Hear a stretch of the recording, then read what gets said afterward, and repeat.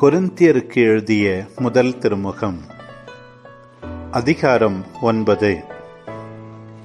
எனக்கு தன்னுரிமை இல்லையா?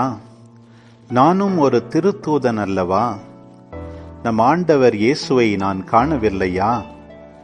நான் ஆண்டவருக்காக செய்த வேலையின் விளைவாகத்தானே நீங்கள் இந்நிலையில் இருக்கிறீர்கள். நான் திருத்தூதன் என மற்றவர்கள் ஏற்றுக்கொள்ளாவிடினும் உங்களுக்கு நான் திருத்தூதன் தானே. நீங்கள் ஆண்டவரோடு கொண்டுள்ள உறவே என் திருத்தூது பணிக்கு அடையாள சின்னமாய் அமைகிறது. இது குறித்து என்னிடம் கேள்வி கேட்போருக்கு எனது விளக்கம் இதுவே. உண்பதற்கும் குடிப்பதற்கும் உரியவற்றை பெற்றுக்கொள்ள எங்களுக்கு உரிமை இல்லையா?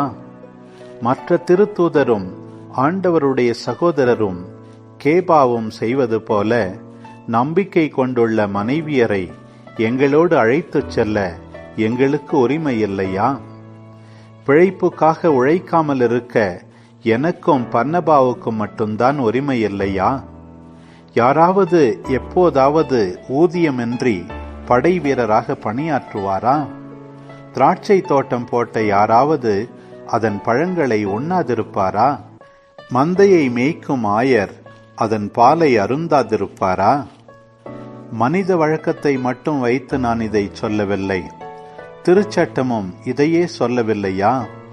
மோசேயின் சட்டத்தில் போரடிக்கும் மாட்டின் வாயை கட்டாதே என்று எழுதியுள்ளதே.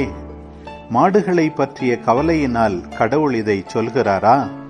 அல்லது எங்கள் பொருட்டு இதை சொல்கிறாரா? ஆம், இது எங்கள் பொருட்டே எழுதப்பட்டுள்ளது. ஏனெனில் தமக்கு பங்கு கிடைக்கும் என்னும் எதிர்நோக்குடன் உழுகிறவர் உழ வேண்டும். போரடிக்கிறவரும் அதே எதிர்நோக்குடன் போரடிக்க வேண்டும். நாங்கள் ஆவிக்குரியவற்றை உங்களிடையே விதைத்திருப்பதால் எங்கள் உடலுக்குரிய தேவைகளை உங்களிடமிருந்து அறுவடையாக பெற்றுக்கொள்வது மிகையாகாது அல்லவா?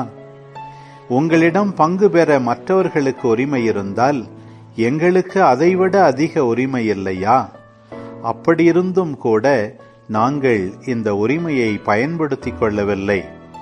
கிறிஸ்துவை பற்றிய நற்செய்திக்கு எத்தடையும் வராதவாறு எல்லாவற்றையும் பொறுத்து கொள்கிறோம். கோவிலில் வேலை செய்வோர் கோவில் வருமானத்திலிருந்தே உணவு பெறுவர். பீடத்தில் பணிபுரிவோர் பலிப்பொருட்களில் பங்கு பெறுவர். இது உங்களுக்கு தெரியாதா? அவ்வாறே நற்செய்தியை அறிவிக்கிறவர்கள் அந்நற்செய்தியின் மூலமாகவே பிழைப்புக்குரியவற்றை பெற்றுக்கொள்ள வேண்டுமென்று நம் ஆண்டவர் பணித்திருக்கிறார். ஆனால் இவ்வுரிமைகளில் எதையும் நான் பயன்படுத்திக் கொள்ளவில்லை. நான் அவற்றை பெற்றுக்கொள்ள வேண்டும் என்னும் எண்ணத்துடன் எழுதவும் இல்லை. அவ்வாறு பெற்றுக்கொள்வதை விட நான் சாவதே நல்லது. எனக்குரிய பெருமையை எவரும் அழித்துவிட முடியாது. நான் நற்செய்தியை அறிவிக்கிறேன் என்றாலும் அதில் நான் பெருமைப்பட ஒன்றுமில்லை. இதை செய்ய வேண்டிய கட்டாயம் எனக்கு உள்ளது. நற்செய்தியை அறிவிக்காவிடில் ஐயோ எனக்கு கேடு. இதை நானாக விரும்பி செய்தால் எனக்கு கைமாறு உண்டு. நானாக விரும்பாவிட்டாலும் இது என்னிடம் ஒப்படைக்கப்பட்டுள்ள பொறுப்பாக இருக்கிறது. அப்படியானால் எனக்கு கைமாறு என்ன? உங்களுக்கு எச்செலவுமின்றி நற்செய்தியை அறிவிப்பதில் உள்ள மனநிறைவே அக்கைமாறு. நான் நற்செய்தி அறிவிப்போருக்குரிய உரிமையை கொஞ்சம் கூட பயன்படுத்திக் கொள்ளவில்லை. நான் யாருக்கும் அடிமையாய் இல்லாதிருந்தும் பலரை கிறிஸ்துவிடம் கொண்டு வர என்னை எல்லாருக்கும் அடிமையாக்கி கொண்டேன். யூதரை கிறிஸ்துவிடம் கொண்டு வர யூதருக்கு யூதரை போல் ஆனேன். நான் திருச்சட்டத்திற்கு உட்படாதவனாயிருந்தும் திருச்சட்டத்திற்கு உட்பட்டவர்களை கிறிஸ்துவிடம் கொண்டு வர அச்சட்டத்திற்கு உட்பட்டவர் போல் ஆனேன். திருச்சட்டத்திற்கு உட்படாதவர்களை கிறிஸ்துவிடம் கொண்டு வர திருச்சட்டத்திற்கு உட்படாதவர் போலவும் ஆனேன். ஆனால் நானோ கடவுளின் சட்டத்திற்கு உட்படாதவன் அல்ல.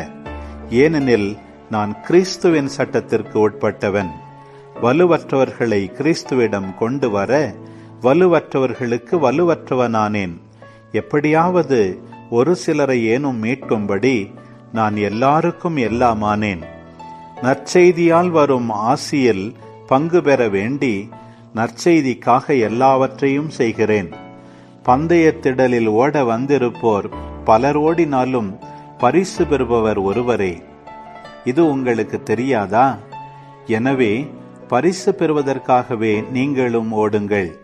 பந்தயத்தில் போட்டியிடுவோர் யாவரும் அழிவுறும் வெற்றி வாகை சூடுவதற்காக தன்னடக்க பயிற்சிகளில் ஈடுபடுவர். நாமோ அழிவற்ற வெற்றி வாகை சூடுவதற்காக இப்படி செய்கிறோம். நான் குறிக்கோளின்றி ஓடுபவரை போல ஓடமாட்டேன். காற்றை குத்துபவரை போல குத்துச்சண்டையிடமாட்டேன். பிறருக்கு நற்செய்தியை அறிவிக்கிற நானே தகுதியற்றவனாக மாறிவிடாதவாறு என் உடலை அடக்கி கட்டுப்படுத்துகிறேன்.